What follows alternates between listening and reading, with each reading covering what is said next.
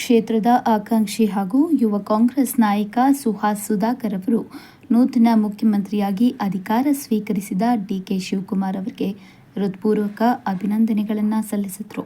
ಪಕ್ಷದ ಬೆಳವಣಿಗೆಗಾಗಿ ಅವರು ತೋರಿದ ಬದ್ಧತೆ, ಹೋರಾಟದ ಮನೋಭಾವ ಹಾಗೂ ಸಂಘಟನಾ ಸಾಮರ್ಥ್ಯಕ್ಕೆ ಇಂದು ಸೂಕ್ತ ಗೌರವ ದೊರೆತಿದೆ ಎಂದು ಹೇಳಿದರು. ಮುಂದುವರೆದು ಮಾತನಾಡಿದ ಅವರು, ಹಿರಿಯೂರು ಕ್ಷೇತ್ರದ ಜನರೊಂದಿಗೆ ನಿರಂತರ ಸಂಪರ್ಕದಲ್ಲಿದ್ದು ವಿವಿಧ ಗ್ರಾಮಗಳು ಹಾಗೂ ವಾರ್ಡ್ಗಳಿಗೆ ಭೇಟಿ ನೀಡಿ ಜನರ ಸಮಸ್ಯೆಗಳು ಮತ್ತು ಅಗತ್ಯಗಳನ್ನು ಅರಿಯುವ ಕೆಲಸ ಮಾಡುತ್ತಿದ್ದೇನೆ. ಜನರ ಸಲಹೆ ಸೂಚನೆಗಳನ್ನು ಪಡೆದು ಸೇವಾ ಕಾರ್ಯಗಳನ್ನು ನಡೆಸುತ್ತಿದ್ದು ಸಮಸ್ಯೆಗಳಿಗೆ ಸ್ಪಂದಿಸುವುದು ನನ್ನ ಮೊದಲ ಆದ್ಯತೆಯಾಗಿದೆ ಎಂದು ಹೇಳಿದರು.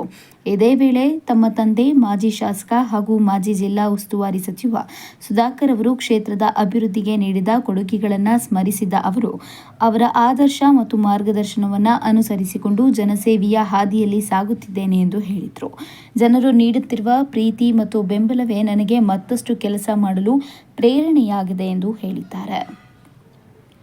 ಕಾಂಗ್ರೆಸ್ ಪಕ್ಷವು ಜನಪರ ಯೋಜನೆಗಳು ಮತ್ತು ಅಭಿವೃದ್ಧಿ ಕಾರ್ಯಗಳ ಮೂಲಕ ಜನರ ವಿಶ್ವಾಸವನ್ನು ಗಳಿಸಿದ್ದು, ಡಿಕೆ ಶಿವಕುಮಾರ್ ಅವರ ನೇತೃತ್ವದಲ್ಲಿ ರಾಜ್ಯ ಇನ್ನಷ್ಟು ಪ್ರಗತಿಯತ್ತ ಸಾಗಲಿದೆ ಎಂಬ ವಿಶ್ವಾಸ ವ್ಯಕ್ತಪಡಿಸಿದರು.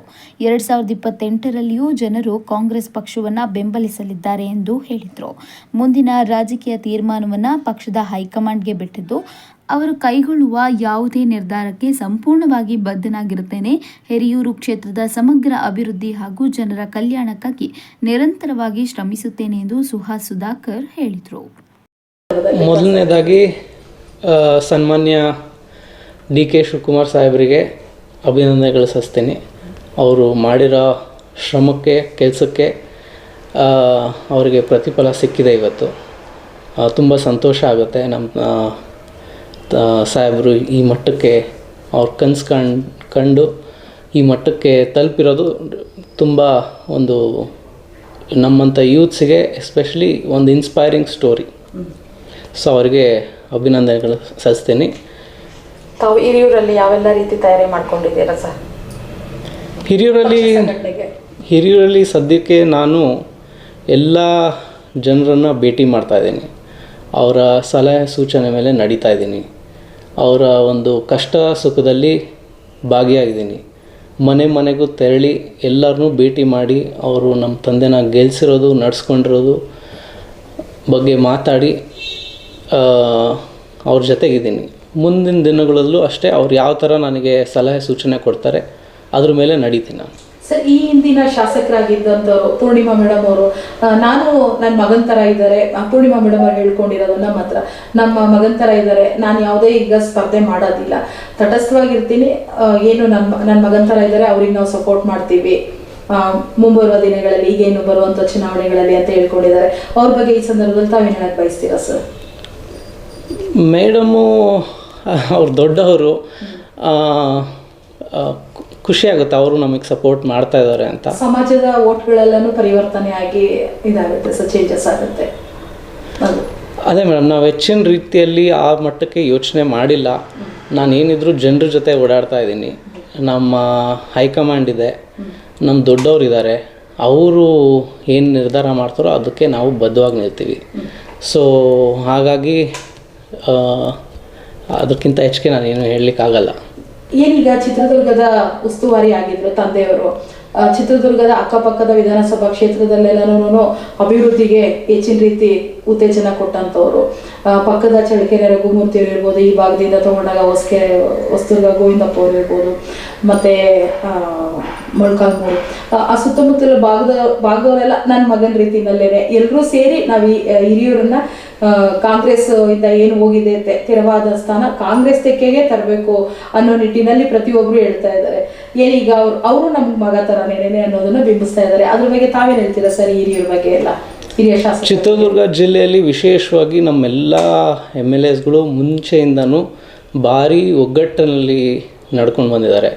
ಅವರೆಲ್ಲ ನಮ್ಮ ಫ್ಯಾಮಿಲಿ ಮೆಂಬರ್ಸ್ ಥರನೇ, ಎಲ್ಲಿ ಹೋದರೂ ಜೊತೆಗೆ ಹೋಗ್ತಾರೆ, ಆಮೇಲೆ ಕೆಲಸನೂ ಜೊತೆಗೆ ನೋಡ್ತಾಯಿದ್ರು. ಹಾಗಾಗಿ ನಮ್ಮ ತಂದೆ ಮೇಲಿರೋ ಪ್ರೀತಿ ವಿಶ್ವಾಸ ನನ್ನ ಮೇಲೂ ಎಲ್ಲರೂ ಇಟ್ಟಿದ್ದಾರೆ. ತುಂಬ ಕಾಳಜಿ ವಹಿಸಿ ಎಲ್ಲದಕ್ಕೂ ನನಗೆ ಸಪೋರ್ಟ್ ಮಾಡ್ತಾಯಿದ್ದಾರೆ. ಸರ್, ತಾವು ಕ್ಷೇತ್ರಕ್ಕೆ ಅಂತ ಹೋದಾಗ ಯೂತ್ಸ್ ಇದ್ದೀರಾ, ಸುಮಾರು ಜನ ವಯಸ್ಸಾಗಿರೋರು ಇರ್ತಾರೆ, ಮತ್ತು ಹೆಣ್ಮಕ್ಳು ಇರ್ಬೋದು. ತಮ್ಮನ್ನು ಯಾವ ರೀತಿಯಲ್ಲಿ ಏನೇನು ಕೊರತೆಗಳು ಹೇಳ್ಕೊತಾ ಇದ್ದಾರೆ ಸರ್? ಕೊರತೆಗಳಕ್ಕಿಂತ ಅವರು ಫಸ್ಟ್ ನಮಗೆ ಹೇಳೋದು ನಮ್ಮ ತಂದೆ ಮಾಡಿರೋ ದಾನ ಧರ್ಮ ಕೆಲಸ ಕಾರ್ಯಗಳನ್ನ ಫಸ್ಟ್ ಹೇಳ್ತಾರೆ. ನಾನು ಮುಂದುವರೆದ ಭಾಗದಲ್ಲಿ ಈಗ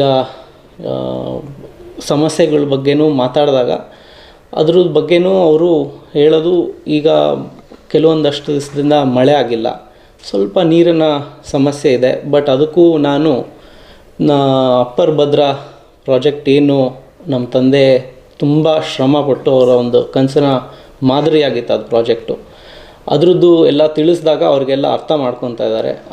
ಅದಕ್ಕಿಂತ ಅದು ಬಿಟ್ಟು ಅವ್ರು ಏನೇನು ಕೆಲಸ ಕಾರ್ಯಗಳು ಕೇಳ್ತಾರೆ ಅದೆಲ್ಲ ಆಗಲೇ ಒಂದು ಸ್ಟೇಜಿಗೆ ಬಂದಿದೆ, ಅದು ಕಾರ್ಯರೂಪಕ್ಕೆ ಬರಬೇಕು. ಸೊ ಅದನ್ನು ಎಲ್ಲ ತಿಳಿಸಿ ಬರ್ತಾಯಿದ್ದೀನಿ. ಕೊನೆಯದಾಗಿ DK ಶಿವಕುಮಾರ್ ಸಾಹೇಬರಿಗೆ ಏನು ಹೇಳಕ್ ಬಯಸ್ತೀರಾ ಸರ್? ಈ ಸಂದರ್ಭದಲ್ಲಿ ಮುಖ್ಯಮಂತ್ರಿಯಾಗಿ ಉತ್ತಮವಾದ ಆಡಳಿತ ಕೊಟ್ಟು ನಿಮ್ಮಂತ ಯೂತ್ ಐಕಾನ್ಗಳನ್ನೆಲ್ಲನೂ ಮುಂದುವರಿಸೋದ್ರಲ್ಲಿ ಯಶಸ್ವಿಯಾಗಲಿ ಅಂತ ಹಾರೈಸ್ತೀರಾ ಸರ್?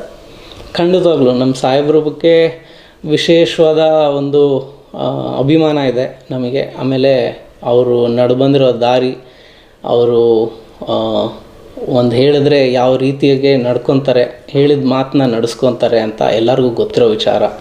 ಸೊ ಖಂಡಿತವಾಗ್ಲೂ ನಮ್ಮ ಸಾಹೇಬರು ಮುಂದಿನ ದಿನಗಳಲ್ಲಿ ಯೂತ್ಸ್ಗಾಗಲಿ ನಮ್ಮ ರಾಜ್ಯಕ್ಕಾಗಲಿ ತುಂಬ ಒಳ್ಳೆಯ ಒಂದು ಅಭಿವೃದ್ಧಿ ಮಾಡ್ತಾರೆ ಅನ್ನೋ ಅದರಲ್ಲಿ ಒಂದೆರಡು ಮಾತಿಲ್ಲ. ಕಾರ್ಯಕರ್ತರನ್ನ KPCC ಪ್ರೆಸಿಡೆಂಟಾಗಿ ಯಾವ ಥರ ಜನನ ಎತ್ಕಟ್ಟಿ ಕೆಲಸ ಮಾಡಿಸಿದ್ರು, ಆಮೇಲೆ ಯಾವ ಥರ ಈ ರಾಜ್ಯದಲ್ಲಿ ಸಂಘಟನೆ ಮಾಡಿದ್ರು ಅಂತ ನಾವೆಲ್ಲ ಗಮನಿಸಿದ್ದೀವಿ. 28ರಲ್ಲೂ ನಾವು ನಮ್ಮ ಯೋಜನೆಗಳನ್ನು ಇಟ್ಕೊಂಡು ಮತ್ತು ಕಾಮಗಾರಿಗಳನ್ನ ಇಟ್ಕೊಂಡು ಅದ್ರ ಮೇಲೆ ನಾವು 28ರಲ್ಲೂ ಗೆಲ್ತೀವಿ ಅನ್ನೋದರಲ್ಲಿ ಅನುಮಾನ ಇಲ್ಲ. ಮೇಡಮ್, ನಾನು ಈಗ ಬಂದಿದ್ದೀನಿ, ಸಮಸ್ಯೆ ಇದೆ ಅಂತ ಖಂಡಿತ ಗೊತ್ತಿದೆ. ಸೊ ನಾನು ಮುಂಬರೋ ದಿನಗಳಲ್ಲಿ ಅದ್ರ ಬಗ್ಗೆನೂ ಎಲ್ಲ ಆಲೋಚನೆ ಮಾಡಿ ಈಗ ನಮ್ಮ ಮುಖಂಡರು ಮತ್ತು ನಮ್ಮ ಒಂದು ಜನತೆ ಜೊತೆ ಕೂತ್ಕೊಂಡು ಮಾತಾಡಿ ಚರ್ಚೆ ಮಾಡಿ ಅದ್ರ ಬಗ್ಗೆ ಇನ್ನೂ ನಿರ್ಧಾರ ಮಾಡ್ತೀನಿ. ಕೊನೆಯದಾಗಿ ಹಿರಿಯೂರು ವಿಧಾನಸಭಾ ಕ್ಷೇತ್ರದ ಜನತೆಗೆ ಏನು ಹೇಳಕ್ಕೆ ಬಯಸ್ತೀರಾ ಸರ್? ಹಿರಿಯೂರು ವಿಧಾನಸಭಾ ಕ್ಷೇತ್ರದ ಜನಕ್ಕೆ ನಾನೇನು ಹೇಳಕ್ಕೆ ಬಯಸ್ತೀನಿ ಅಂದರೆ, ನಾನು ನಮ್ಮ ತಂದೆ ಯಾವ ಥರ ನಡೆಸ್ಕೊಂಡು ಹೋದರು ಹಿರಿಯೂರು ಜನತೆನ, ಅದೇ ರೀತಿಯಾಗಿ ನಾನು ಅವ್ರ ಜೊತೆಗಿದ್ದು ಅವ್ರ ಕಷ್ಟ ಸುಖದಲ್ಲಿ ಅದೇ ರೀತಿಯಾಗಿ ನಡೆಸ್ಕೊಂಡು ಹೋಗ್ತೀನಿ, ಅವ್ರ ಪ್ರೀತಿ ವಿಶ್ವಾಸನ ಉಳಿಸ್ಕೊತೀನಿ ಅಂತ ಹೇಳಿಕ್ಕೆ ಬಯಸ್ತೀನಿ. ಸರ್, ಇನ್ನೇನು ಕೆಲವೇ ದಿನಗಳಲ್ಲಿ ಈಗ DK ನೇತೃತ್ವದಲ್ಲಿ ಸ್ಥಳೀಯ ಸಂಸ್ಥೆ ಚುನಾವಣೆಗಳಾಗುತ್ತೆ. ತಾವು ಯಾವೆಲ್ಲ ರೀತಿ ತಯಾರಿ ಮತ್ತು ಸಂಘಟನೆ ಯಾವ ರೀತಿ ಆದ್ಯತೆ ಕೊಡ್ತೀರಾ ಸರ್? ನಾನು ಹೇಳ್ದಾಗೆ ಫಸ್ಟು ನಮ್ಮ ಹೈಕಮಾಂಡು ನಮ್ಮ ದೊಡ್ಡವರು ಡಿಸೈಡ್ ಮಾಡಬೇಕು.